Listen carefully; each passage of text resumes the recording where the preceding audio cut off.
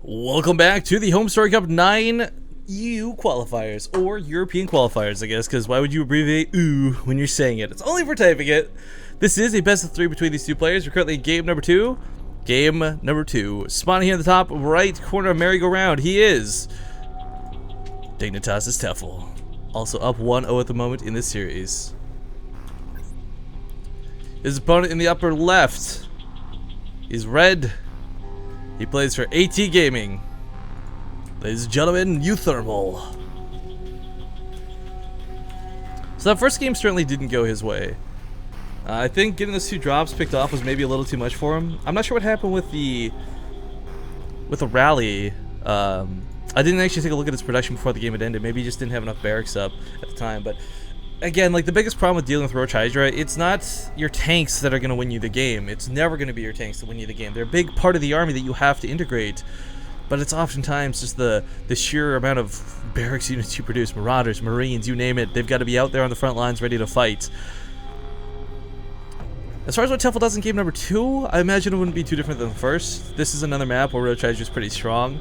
But at the same token, this is a map that's a lot better for tanks. Granted, a lot of it's been through theoretical discussions, but we've been talking a lot about how I think these cliffs, they gotta pay off a big way. You can outrange the Hydralisk, you put a siege tank here, all of a sudden you can cover this ramp. You have Marines fighting on the bottom, Marines fighting off of that ramp, using the choke to your advantage, creating a concave at the top. I mean, there's just lots of areas where, as a Terran player, you should be able to get a nice start to a fight, but whether you have to follow through or not, it's gonna really depend on your macro more than your micro. Which is a strange thing to consider, because that's often the reverse, I guess. Now, as far as this being advertised in chat, guys, I will not strip on camera if we hit 10,000 followers today. I will not do that. But if you follow on the channel, that'd be awesome. That'd be cool nonetheless. Anyways, getting back to the point of the game, that was a close chat to look at it for later.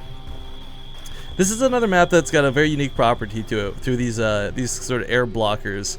It's kind of funny, the first 2 weeks of this being out, especially for the WCS EU and the America qualifiers, a lot of players still hadn't keyed into the fact that these were air blockers, or it simply slipped their minds. Because there's so many times where even that Overlord would get stuck against the wall up here, where the Medivacs would not quite be able to escape, or the Mutalisks would be forced to sit within turret range because they couldn't quite run away from the turrets that were placed here. So I think since then we've had people kind of clue into what's going on. Whoa, look at this, guys, hang on. Look at this optical illusion stuff. There's like the black line that cuts off the planet, but if you go through the glass, you can see the whole planet. Whoa! Okay, sorry, ADD. Anyways, the factory coming out here pretty lickety split, actually. We only have 2 Marines marching across the map. There's actually no Reaper that came out this time, worth noting. To give up the Reaper control is a difficult decision to make, because if you don't get Reapers out, you don't force Zerglings, right? That's kind of the logic, the 101 of StarCraft 2 for Terran versus Zerg. But Tefel doesn't typically go Zerglings anyways. So I'm thinking maybe, just maybe, he's recognized this and said, you know what, I'm not going to bother with the Reapers then, because it's a waste of gas. I don't need to scout. You're going to go Roach Hydra, and you're not going to make Lings early on.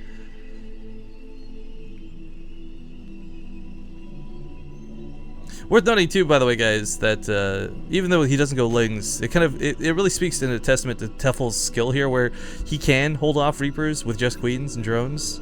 Really not an easy task to pull off in the slightest. But if you guys wonder what uThermal's Marines are doing right now, granted they are kind of awkward on the map, but what they're doing is looking for Overlords. One of the big things too is, since they didn't find any, having run around the map in circles, they're going to actually push with these Hellions, maybe? These are 2 very fast Hellions, and you know, it's funny actually, we look at this, there's a player named Froz who does this as well, just like insanely fast Hellions. And Froz is one of the few players who beats Tefel on the regular with a strategy similar to this. But Tefel, I think, has learned from his mistakes in the past, takes a drone kill, takes a couple more drone kills. Hellions still going to town with his drones.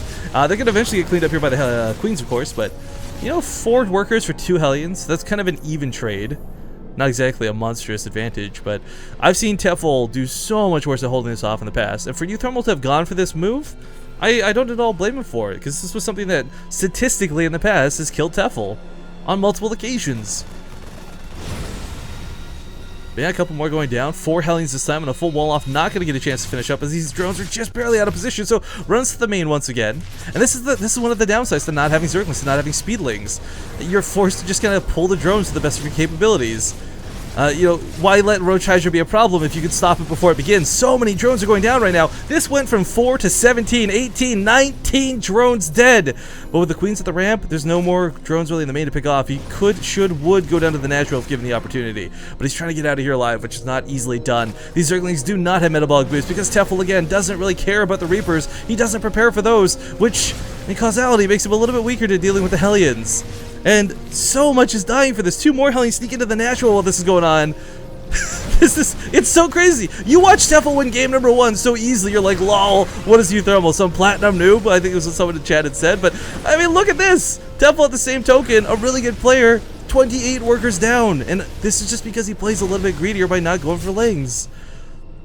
uThermal capitalizes on this really well. Because while not only is Tefel down in workers, he's going to have to spend so much larva making more that he can't spend that into roaches. He can't spend that into hydralisks, and quite frankly, he can't spend that on anything else.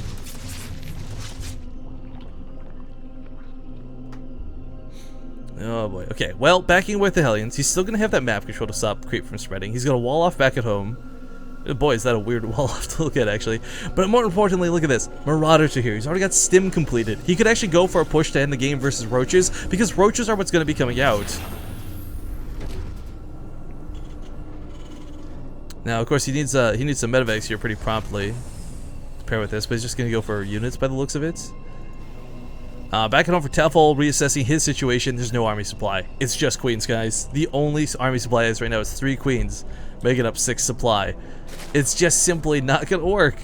And as long as he hits now, you know, there's 1 roach on the way. Hell, these Hellions could even, to an extent, kill the queens here. I wish the Marauders would come out with this, but of course, uThermal isn't quite aware of just how far ahead he is. But it's also not worth necessarily scrap-dogging it through, throwing away your entire army for the cost, the potential of winning the game. That's the difference between aggression and an all-in, really, if we're going to be honest.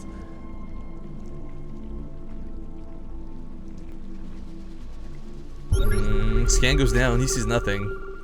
2 roaches popping out. This is the most meager defense ever. What we see uThermal doing behind this, guys, was he was preparing for an all-in counterattack out of Tefel. I don't know if that's what Tefel's necessarily going to gear towards, but that's not going to be what's coming, not anytime soon. I mean, what, 6 roaches plus another 6 roaches, 12 roaches? That does not end the game.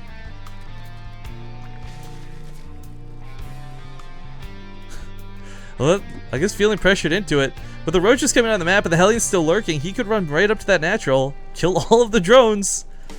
If only he saw this coming. But back at home, he's defended. I mean, there's Marauders in these bunkers. Stimpack, again, has stayed before it's done. He's pre-pulling, fully aware that this is coming out. And the Hellions, well, they're turning around because a couple roaches came out in the rally. 7 more on the way. For Tefel, this is a desperate play, but it's one he has to make. Marauders inside the bunker can barely reach these roaches. He's way overreacting with these SCVs. I think it's because that's slightly out of position, but here comes the siege tank in a moment's time. The Hellions do slip through the roaches, and the natural mineral line is pulled. Barbecue time! If you've got the emote, spam it in chat. Dragon's emoticon for barbecue, because these drones are getting annihilated. 45 workers dead, and down to 26 on 2 bases. You betcha this all-in is now all that Tefel has left, but unfortunately, with a tank up, Marauders aplenty, and even though there's no medevac, there's stim ready and waiting to go. There's 79 army supply, and it looks really inflated for Tefel, like he's got, wow, this big unstoppable army, but again, keep in mind, guys, these are roaches. They are the definition of inflated army supply in StarCraft 2. These SCVs just need to hold position to keep these off of the tank. Marauders and Marines need to get involved with the fight. They do stim forward here, and the bunker still stands at the back end of this. SCVs are not even going down. The roaches are stuck here on the ramp, and Tefel's game is about to be over as uThermal holds magnificently. Good game is called and ties up the series 1-1. And that'll send us to game number 3. Whoop whoop.